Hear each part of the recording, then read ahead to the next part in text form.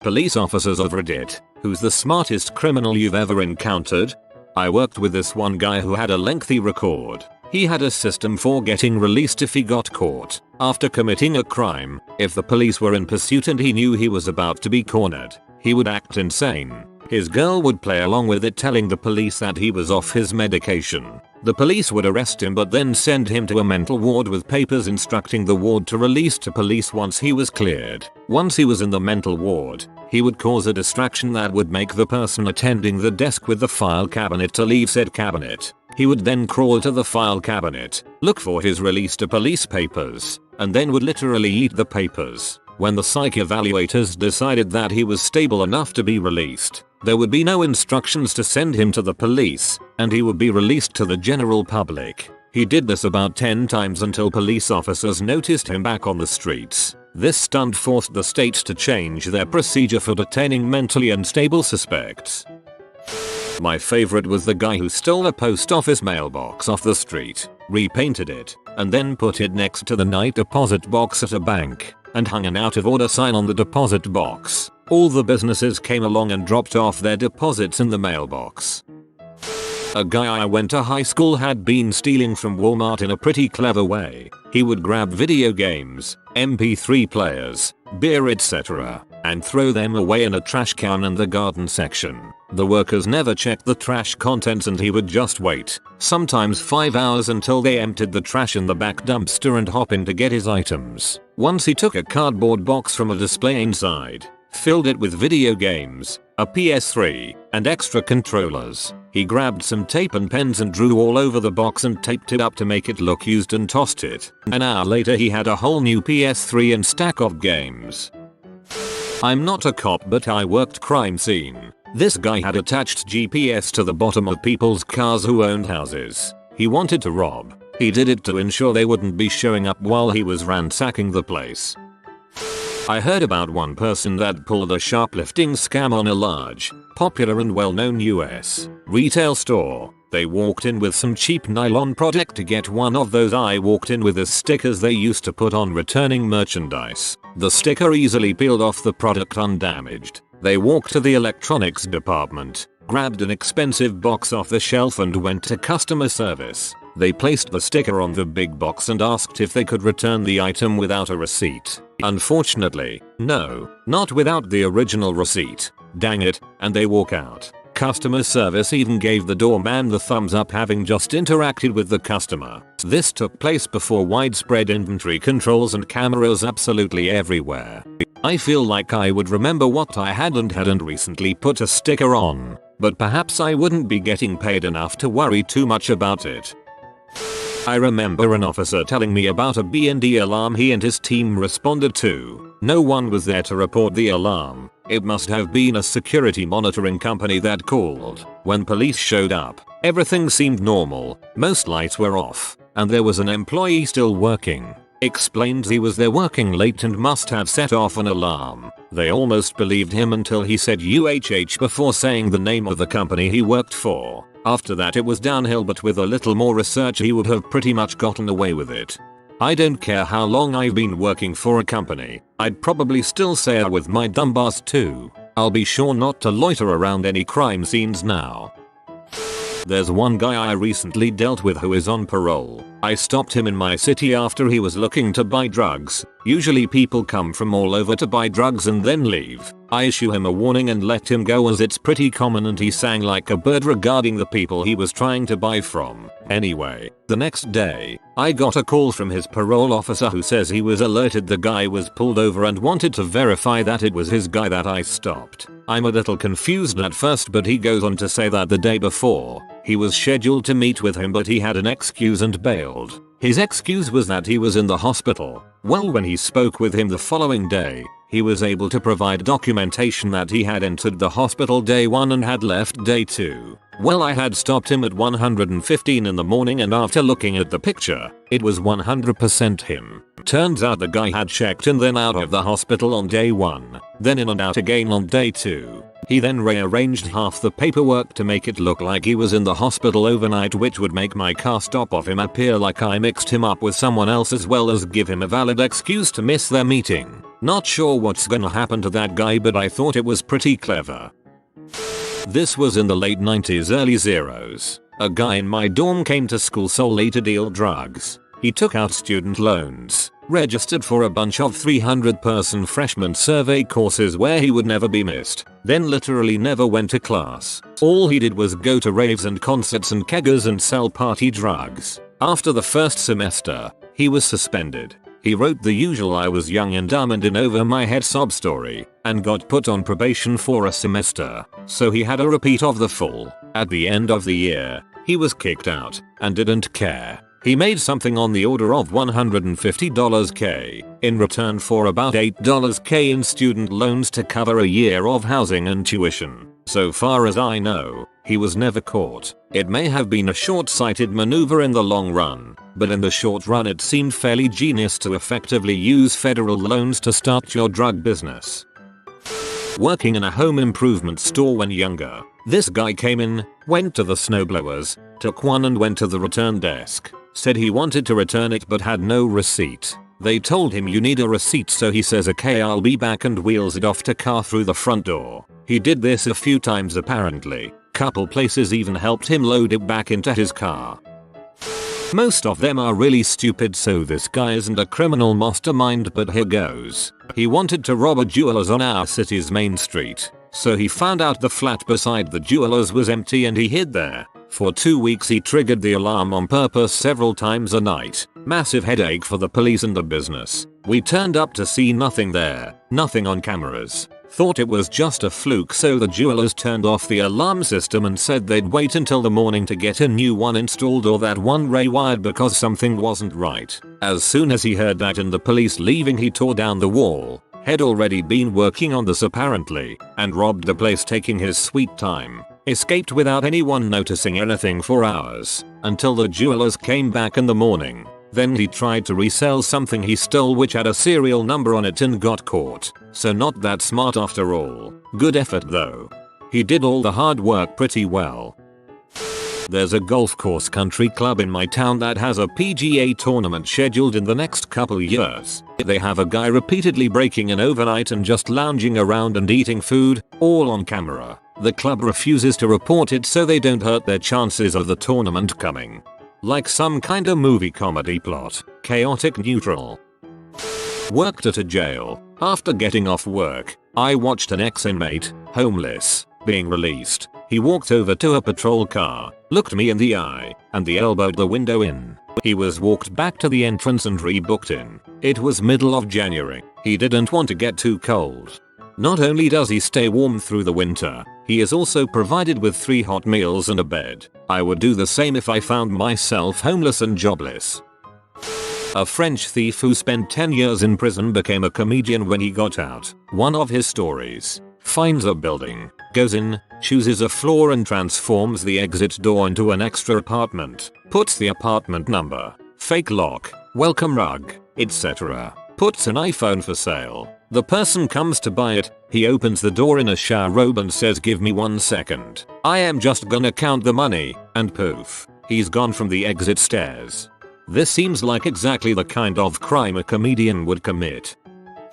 A friend of my brother moved to Israel where for a period of time it was acceptable to drive with an American driver's license. He was pulled over for speeding, and when asked for his license, gave the officer his Costco card. Costco is a membership-based retail warehouse in the US and a few other countries. The exchange apparently went something like this: "Officer, Costco? What is Costco?" "Friend, it's the state I'm from." "Officer, that sounds made up." "Friend, there are lots of states you probably haven't heard of. Have you heard of Arkansas? How about Idaho?" "Officer, I guess not." "Friend, well, I'm from the small state of Costco." The officer didn't have a response and wound up writing the ticket to someone with a Costco driver's license. Friend framed the ticket and still has it hanging on his wall.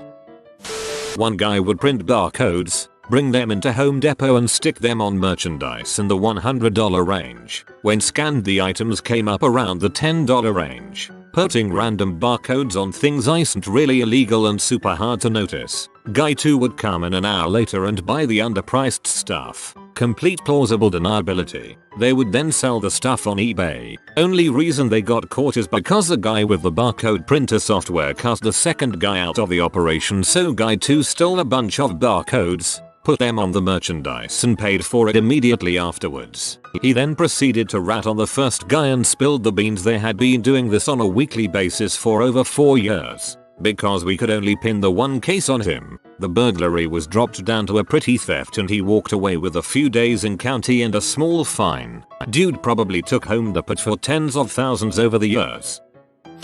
Probably someone who committed a crime I never solved. With that being said, I had a guy use a sledgehammer to smash his way through a wall at a Best Buy and steal a bunch of phones and cameras. He was smart enough to wear gloves and a face mask and not touch anything he didn't have to. Alarms didn't go off until he exited out the back door, which the alarm company gets after a minute or two and takes them like 3-4 minutes to call into us, giving him a good 5-minute head start, so he was probably a few miles away before we got dispatched to it. He clearly scoped out the area before doing his deed too. Smart dude.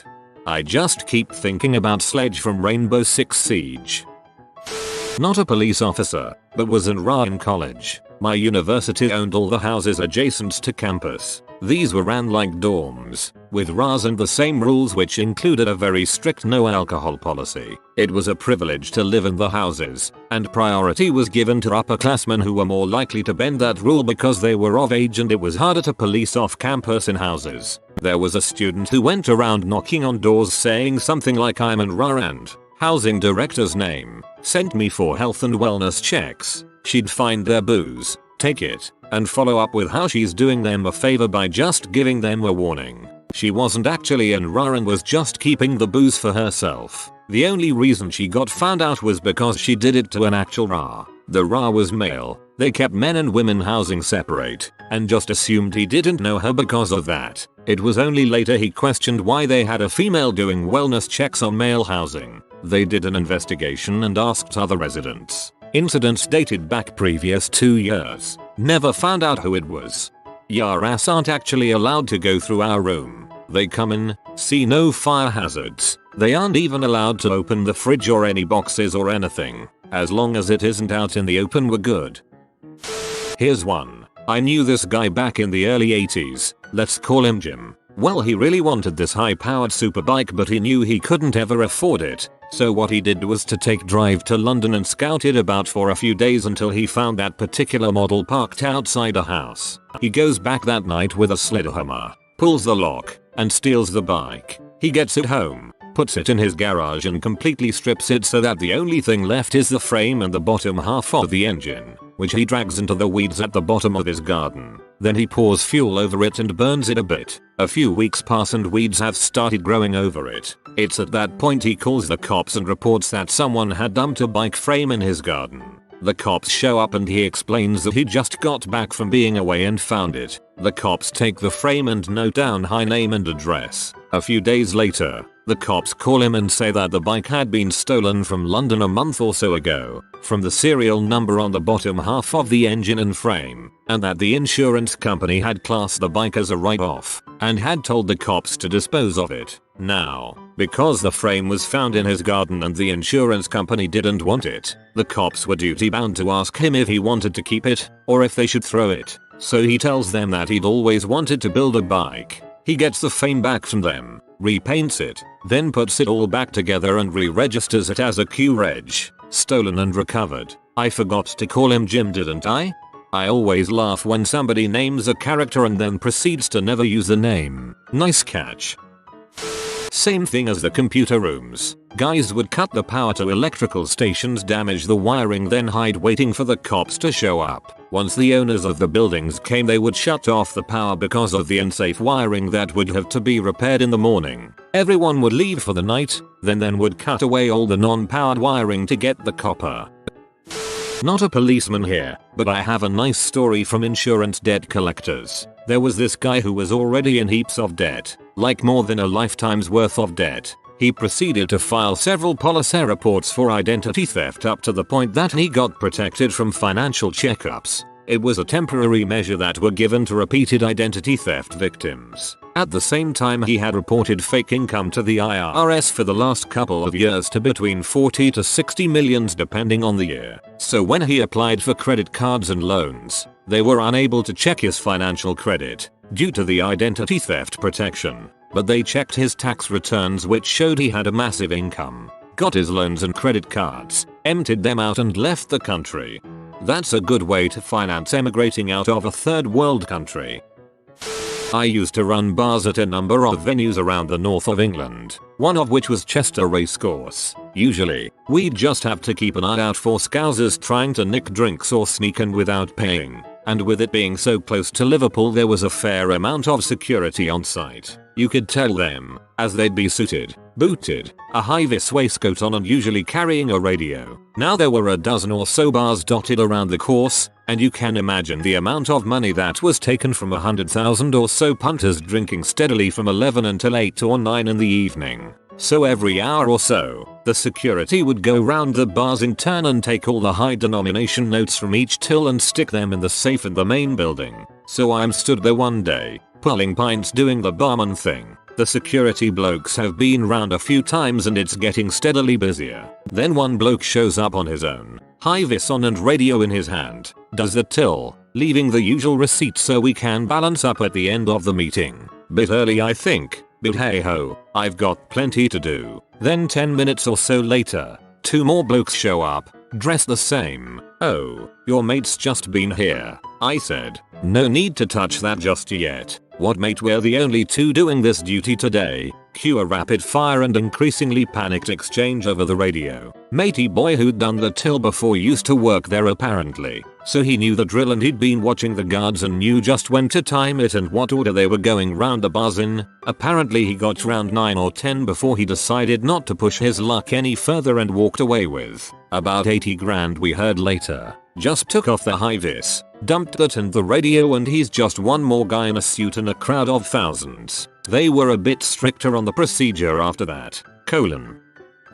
There's a small tourist town where I grew up that is divided in half by a big river. The only way between the two sides is over a long bridge, unless you go all the way around another mountain pass. These guys called in, like, 2-3 bomb threats to a posh hotel on one side of the bridge. I think they even left some dummy packages. All the police went across the bridge to do crowd control, etc, etc. The guys then called in a bomb threat on the bridge and started robbing stuff on the other side. The police couldn't be positive the bomb threat was real or not and hesitated long enough to give the thieves a head start. If it was my town, I'd put police stations on both sides, but that would probably cost more money than they have. Not a cop. We got called for a rollover car accident. We get there and the car is empty, so we think he got ejected. My partner and I start looking for a body nearby. A few minutes later a cop tells us that they think the driver is a mile down the road walking. We go check on him and he tells us he's fine but he wasn't driving the car. He also didn't know who was driving the car, and he had clearly been drinking. During the ride to the he told me that as long as the cops don't find you in the car, the local DA won't pursue drunk driving charges. All you had to do was get out of the car and walk away from it. A couple of my friends from high school, they were brothers, stocked shelves, worked in the back during the night, right around when the PS4 was released. They mostly emptied a big bag of dog food and stuck 2 or 3 PlayStations in there, resealed it and waited a few days to buy that bag from the back. Comma learns about smartest criminals. Comma becomes smartest criminal himself. The smartest criminals are the ones the cops don't know about. You have been visited by the party pug. He just wants you to celebrate with him. Comment woohoo to celebrate with the party pug. Thanks for watching. If you are new to the channel, you can subscribe. I publish new videos every day. Until then, check another video, or don't. Either way, have a great day you magnificent people.